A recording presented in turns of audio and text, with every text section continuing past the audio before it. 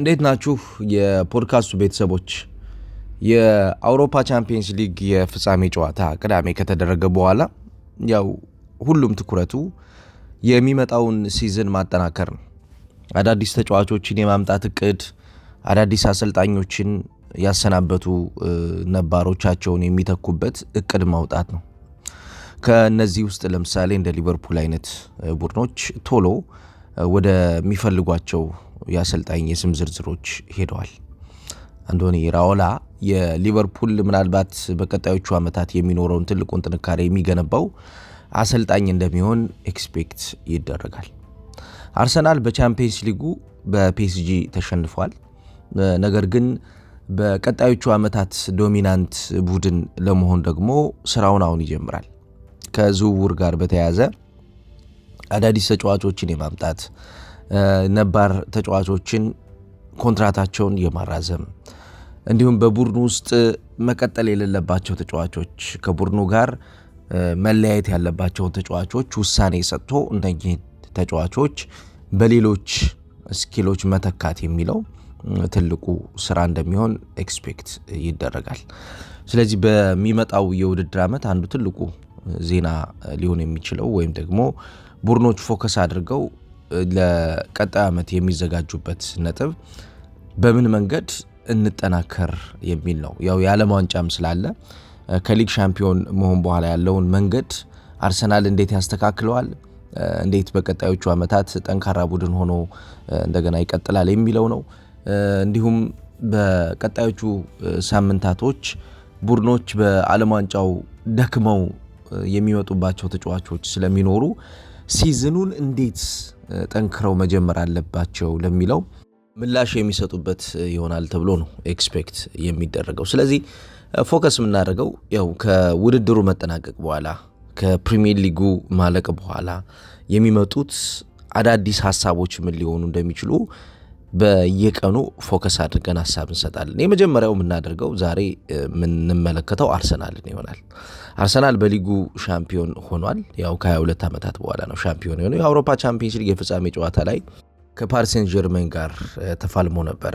ያው ፓሪስ ሴን ጀርሜን በመለያ ምት አሸንፎታል።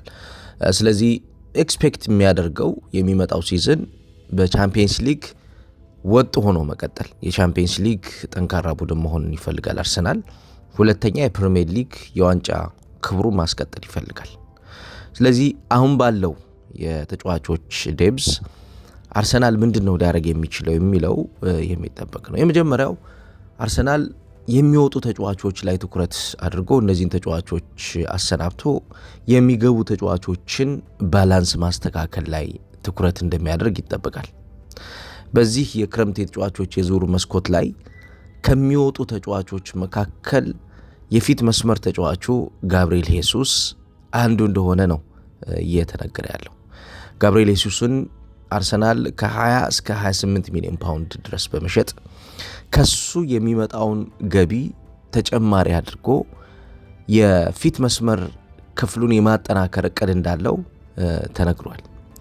ጋብሪኤል ማርቲኔሊም ወደ አትሌቲኮ ማድሪድ ሊሄድ እንደሚችል ምልክቶች ስላሉ የአርሰናል የመጀመሪያው ፕራዮሪቲ የሚሆነው የቀኝ የዊንግ አታክን የሚመራ ተጫዋች የማምጣት ፍላጎት ስለሚሆን እዚህ ቦታ ላይ ተጫዋቾችን የመመልመል ተጫዋቾችን የመፈለግ ስራዎችን ጀምሯል። ያው አንዳንድ ዜናዎችን ስንመለከት እንደነ ኪቪቻ ክቫራትስኬሊያ አይነት ተጫዋቾች አሁን ማርኬቱ ላይ በጣም ውድ ስለሆኑ ፔስጂም ይሄን ተጫዋች የመልቀቅም ፍላጎትም ስለሌለው ተጫዋቹም በተከታታይ ሻምፒዮን በሆነ አንድ ቡድን ውስጥ የመቆየት ፍላጎቱ ከፍተኛ ስለሚሆን ወደ አርሰናል ይሄ ተጫዋች ይመጣል የሚለው ዜና ብዙም ሊሰራ የሚችል ዜና አይሆንም። ነገር ግን በሱ ሌቭል ላይ ያሉ ተጫዋቾችን በሱ አቅም ላይ ያሉ ተጫዋቾችን አርሰናሎች የመፈለግ ስራ እንደጀመሩ ቀድሞ እየተነገረ ነው የሚገኘው። ስለዚህ የቀኝ ዊንገር ተጫዋቾችን አርሰናል የመጀመሪያው ፕራዮሪቲው አድርጎ ወደ ክለቡ ለማምጣት እቅድ እንዳለው ተነግሯል። ሁለተኛው የዘንድሮ የውድድር ዓመት የቪክቶር ዮኬሬሽ ተጽዕኖ ጥሩ ነው። ያው አርሰናል ከዚህ በፊት ባለፉት ዓመታት የጎደሉት ነገሮች ምን እንደነበሩ ይታወቃል።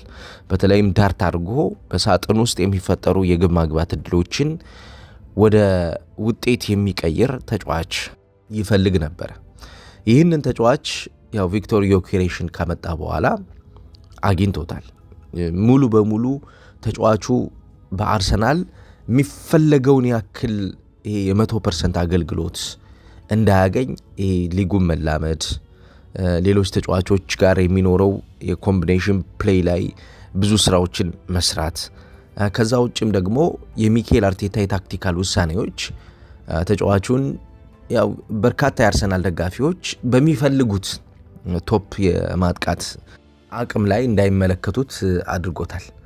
ለምሳሌ የአውሮፓ ቻምፒየንስ ሊግ የፍጻሜ ጨዋታ ላይ ሚኬል አርቴታ ተቀያሪ ወንበር ላይ ነበር ያስቀመጠው ተጫዋቹን።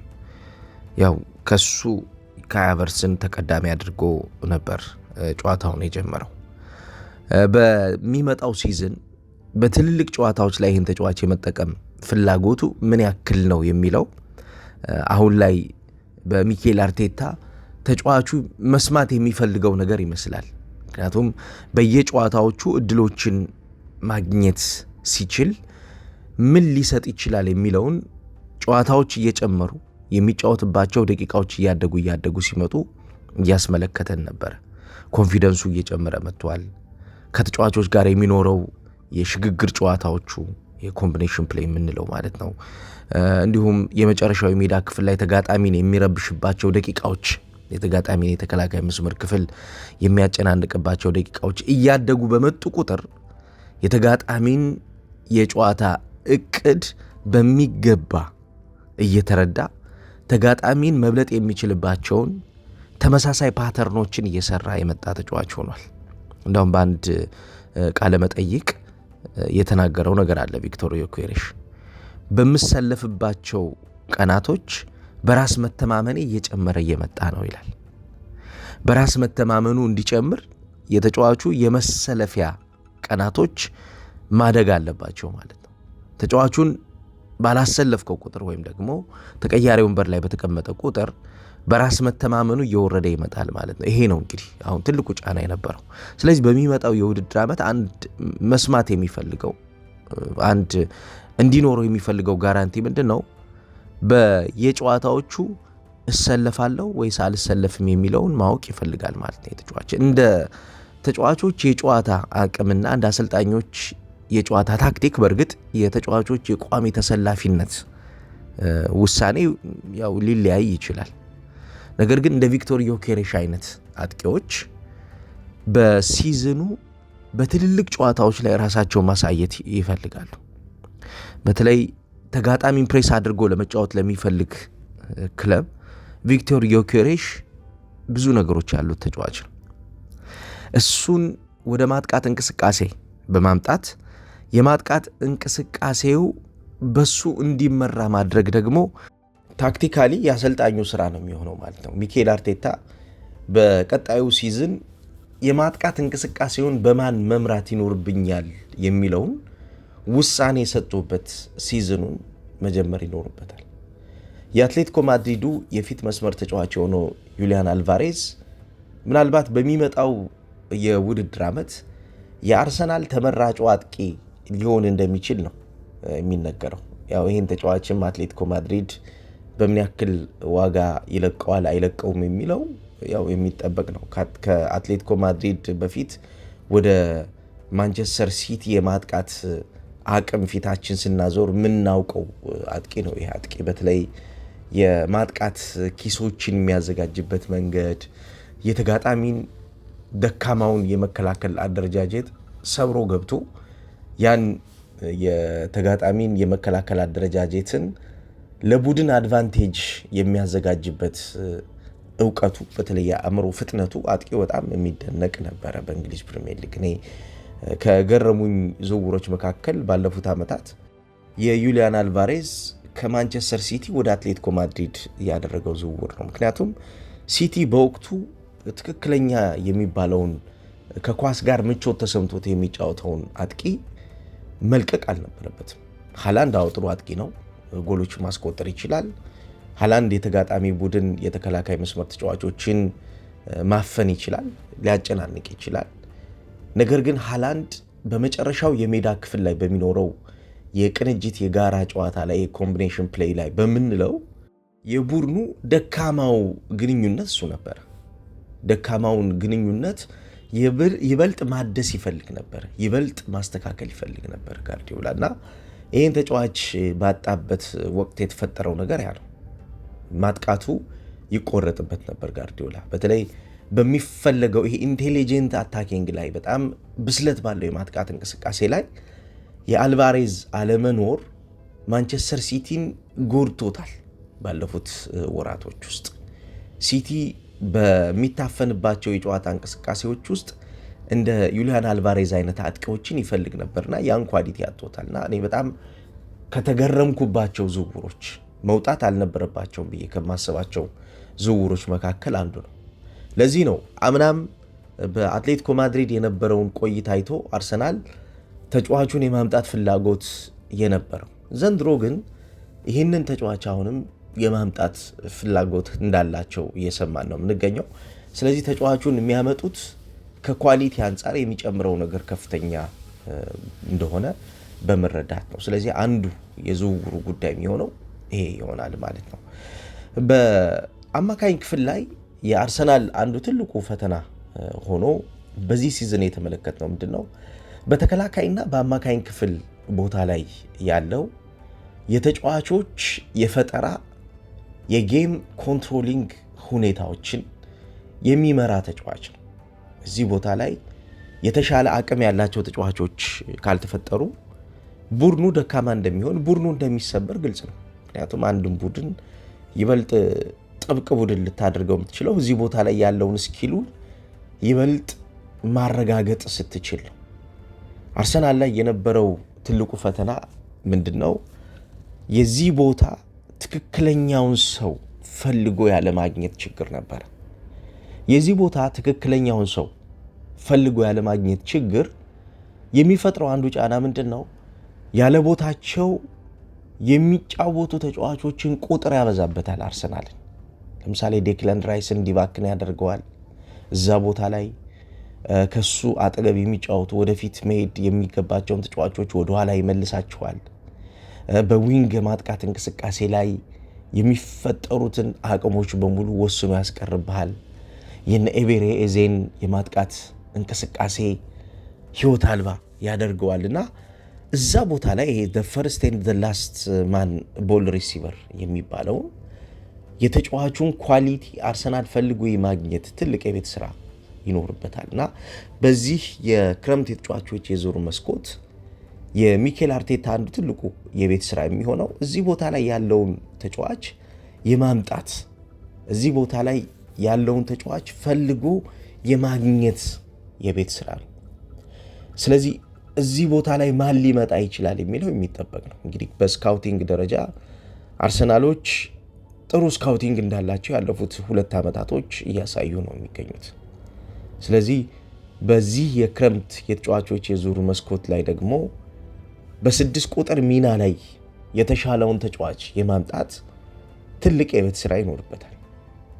ማን እዚህ ቦታ ላይ መጥቶ ለአርሰናል ትክክለኛውን የሆነ አገልግሎት ይሰጣል የሚለው ከዚህ በኋላ በሚኖሩት ቀናቶች፣ በተለይ በቀጣዮቹ 2 ወራቶች አርሰናሎች አጥብቀው የሚሰሩት ስራ ነው የሚሆነው። ትክክለኛውን የጌሙን ወገብ ማስተካከል ይኖርበታል። እዚህ ቦታ ላይ የሚፈጠሩ ስህተቶች አብዛኛውን የቡድኑን የመጠቃት እድል ይጨምሩታል፣ የቡድኑን የማጥቃት እንቅስቃሴም ይገድቡታል። ስለዚህ ሁለቱም ባላንስ ማድረግ ይጠበቅባቸዋል ማለት ነው። ሁለቱም ባላንስ ለማድረግ ከዝውውሩ መስኮት ውስጥ ከትልልቅ ቡድኖች ጋር መታገልን አርሰናሎች ይጠበቅባቸዋል ማለት ነው። ምክንያቱም በዚህ ሰዓት አሁን ትክክለኛው የ6 ቁጥር ተጫዋች ፈልጎ የማግኘት አይን ያስፈልጋቸዋል። ያን ተጫዋች አምጥቶ በአርሰናል ውጤታማ ሆኖ እንዲቀጥል የማድረግ የቤት ስራ ስለሚኖር ማለት ነው። 22 ዓመታት የቆየው የአርሰናል የዋንጫ ጥማት ያው በርካቶችን ያስደሰተ የዋንጫ ጥማት ነው። ያው በእንግሊዝ ፕሪሚየር ሊግ 22 ዓመት ረጅም ዓመት ነው። በርካቶች የአርሰናልን የሻምፒዮንነት ጊዜ ሳያዩ ያለፉ ቤተሰቦቻቸውን የአርሰናልን የሻምፒዮንነት ጊዜ ሳያዩ ብዙ የህይወት ውጣ ውረዶችን ያሳለፉ የሚወዷቸውን ሰዎች እያስታወሱ እየተመለከትኩ ነበርና ያው 85 ነጥቦች ይዞ በዚህ ሲዝን ሲያጠናቅቅ ያለፉት 3 ዓመታት አርሰናል ከዚህ የተሻለ ነጥብ ይዞ ያጠናቀቀባቸው ዓመታቶች ነበሩ። በተለይ የዛሬ 2 ዓመት 89 ነጥብ ይዞ ያጠናቀቀበት ዓመት የፕሪሚየር ሊጉን ዋንጫ ለማንሳት ይበልጥ ቅርብ የነበረበት ዓመት ነበር። ይህ ዓመት በዚህ የውድድር ዓመት አርሰናል ይህንን ካሳካ በኋላ ቀጣዩ የቤት ስራ በሚመጡት ዓመታት የተሻለ ቡድን ሆኖ ለመቅረብ ምን ያክል ኢንቨስትመንት ያስፈልገኛል የሚለው ላይ ነው ትኩረት የሚያደርገው። ስለዚህ በዝውውር ከትልልቆቹ ቡድኖቹ ጋር መታገል ይጠበቅበታል። ከትልልቅ ቡድኖች ጋር የሚያደርገው ትግል የተጫዋቾችን ፊርማ ማግኘትና በተጫዋቾች ፊርማ ላይ ያለውን አስተማማኝ የሆነ ሩጫ መምራትን ያስፈልገዋል። ምክንያቱም ሻምፒዮን የሆኑ ቡድኖች አሁን ከታች በሚመጡ ቡድኖች ጫናዎች ውስጥ መውደቃቸው አይቀርም። ምክንያቱም ገንዘብ ያላቸው በሚመጣው የውድድር ዓመት ሻምፒዮን ከሆኑት ቡድኖች በላይ ጠንካራ መሆን የሚፈልጉ ቡድኖች ይመጣሉ። ለምሳሌ እንደ ሲቲ አይነት ቡድኖች ዘንድሮ የሚፈልጉትን ተጫዋቾች የማግኘት እቅድ እንዳላቸው ኤክስፔክት ይደረጋል። አዲስ አሰልጣኝ ነው ያለው። ፔፕ ጋርዲዮላ ወጥቷል። የፔፕ ጋርዲዮላ መውጣት ያው በቡድን ውስጥ የሚፈጥረው ክፍተት ይኖራል። ነገር ግን በቡድን ውስጥ የሚፈጠረውን ክፍተት ደግሞ የመሙላት አግሬሲቭሊ ስራዎችን የመስራት ውሳኔ ይኖራል በሲቲ በኩል። ስለዚህ አርሰናል እንዲሁ በቀላሉ የተጫዋቾች የዝውውር መስኮት ላይ ውጤታማ የሚባል የዝውውር ቀናቶች ያሳልፋል ማለት አይቻልም። ምክንያቱም ሁሉም ጠንካራ ሆኖ መቀጠልን ስለሚፈልግ ተፎካካሪ ሆኖ መቀጠልን ይፈልጋል። ያለፉት ወራቶች ዝቅታውን ማስተካከል ይፈልጋል። አዳዲስ አሰልጣኞች ሲመጡ ደግሞ እነዛ አዳዲስ አሰልጣኞች ለሚተክሉት ሐሳብ ራሳቸውን ማዘጋጀትም ይፈልጋሉ። ምክንያቱም ተጫዋቾች ከሌሉ ቡድን ሊገነባ ስለማይችል የተጫዋቾች ግዢ የቡድን ግንባታው የሐሳብ መነሻ ነው የሚሆነው። ተጫዋቾች በሚመጡባቸው ሐሳቦች ላይ አሰልጣኞች የስኪል እርግጠኝነትን ይፈልጋሉ። ምክንያቱም መጥቶ ምንድን ነው የሚሰጠኝ፣ መጥቶ ሊሰጠኝ የሚችለውን ነገር ለምን ያክል ጊዜ የቡድን ግንባታውን የተሻለ አግዞኝ አብረን ልንቀጥል እንችላለን የሚለው ማረጋገጫ ይፈልጋሉ። በእርግጥ ከተጫዋቾች ጉዳት ጋር ከተጫዋቾች የአእምሮ በሊጉ ከመላመድ ጋር በተያያዘ የሚነሱ ጥያቄዎችን ላይመልሱ ይችላሉ። እነዚህ ጥያቄዎች ያው ሰብጀክቲቭ ጥያቄዎች ናቸው። ምክንያቱም በሜዳ ውስጥ ተጫዋቾች ከሚያደርጉት ፐርፎርማንስ ጋር በቀጥታ ስለሚገናኙ ማለት ነው። አንድ ተጫዋች እንደዚህ ስኬታማ ይሆናል ብለህ ልትናገር የምትችለው ተጫዋቹን ሮቦት ከሆነ ብቻ ነው እንጂ ሲዝኑ አብዛኛውን በጉዳት በፈተናዎች በተጋጣሚ ጫና ተጫዋቹ በአእምሮ ከመላመድ ጋር በተያያዘ ስለሚዋጥ በሐሳብ ደረጃ ልታግዘው የምትችልበት መንገድ ይኖራል እንጂ እንደዚህ ነው መሆን ያለበት ብለህ አረጋግጠህ አንድ ተጫዋች የምታስፈርምበት ምንም አይነት እርግጠኝነት የለም አሁን በዚህ ሰዓት። ስለዚህ ስራ ይፈልጋል ማለት ነው። በዚህ ውስጥ የቡድን ግንባታው አንዱ ፈተና ይሆናል ማለት ነው። ስለዚህ የብዙ አሰልጣኞችን ፈተና ሊሆን የሚችለው ይሄ ነው። በአርቴታም በኩል የወጡ ተጫዋቾችን በሌሎች ተጫዋቾች የመተካት ግዴታ ውስጥ ይወድቃል። አሁን ዛሬ ጠዋት የወጣው እንኳን አንዱ አዲሱ መረጃ ትሮሳርድን የመሸጥ ፍላጎት አለው ይላል። ምን ያክል እርግጠኛ ነው? ያው በዜናው ዙሪያ ላይ ፍላጎት ያላቸው ቡድኖች ሲመጡ አርሰናልም ውሳኔዎችን ወሰነ ሊወስን ነው የሚለው እውነታ እያደገ ሲመጣ የምንመለከት ይሆናል።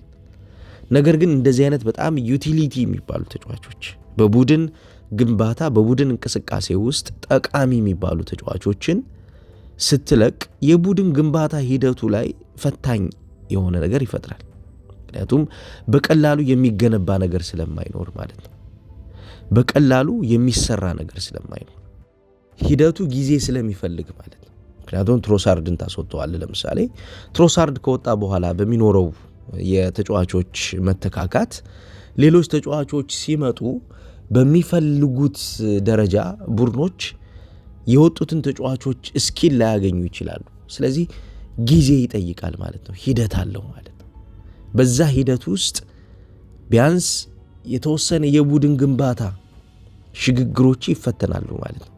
ይሄ ደግሞ ተጋጣሚን ወይም ደግሞ ተፎካካሪን አትራክት ያደርግባቸዋል ማለት ነው። ተጋጣሚ ተፎካካሪ አትራክት በተደረገ ቁጥር የቡድን ግንባታ ሂደትህ እየዘገየም ስለሚመጣ ጫና ውስጥ ትወድቃለህ ማለት ነው። ስለዚህ እንደዚህ አይነት ስህተቶችን ላለመስራት ቡድኖች ተዘጋጅተው ራሳቸውን ብቁ አድርገው ነው መምጣት የሚኖርባቸው። ይሄን ከዚህ በፊት ከነበሩት የዝውውር ፖሊሲዎቻቸው ከዚህ በፊት ከነበረው የዝውውር አሰራራቸው አንጻር አርሰናሎች ጥንቃቄ አድርገው ማከናወን የሚገባቸው ስራ ነው። ምክንያቱም ቡድን ሲገነባ የሚወጡ ተጫዋቾችና የሚገቡ ተጫዋቾችን ባላንስ ሺት መስራቱ አብዛኛውን በሚመጡት ሲዝኖች ውጤት ላይ የሚኖረው ጫና የሚወሰንበት ነው። ምክንያቱም ወሳኝ የሚባሉ ተጫዋቾች ከወጡ በኋላ እነዚህን ወሳኝ የሚባሉ ተጫዋቾች የሚተኩበት መንገድ ለቡድኖቹ ቤዚክ ነገር ስለሆነ ማለት ነው። የምታጣቸውን ተጫዋቾች በጣም አስፈላጊ በሚባሉ የተጫዋቾች የዝውውር ውሳኔዎች ላይ ወስነህ ከዛ በኋላ እነዛን የምታጣቸውን ተጫዋቾች ደግሞ የምትተካበት የራሴ የዝውውር የትክክለኝነት ፖሊሲ መኖር ይኖርበታል። አለበለዚያ ለተጋጣሚ ጫና ራስን ማዘጋጀት ነው የሚሆነው። ስለዚህ የሚወጡ ተጫዋቾች በሚተኩት ተጫዋቾች ባላንስ ተሰርቶባቸው መምጣት ይኖርባቸዋል። ትሮሳርድን ስታወጣ ከትሮሳርድ በላይ የተሻለ ተፎካካሪ መሆን የሚችል ልጅ ያስፈልጋል።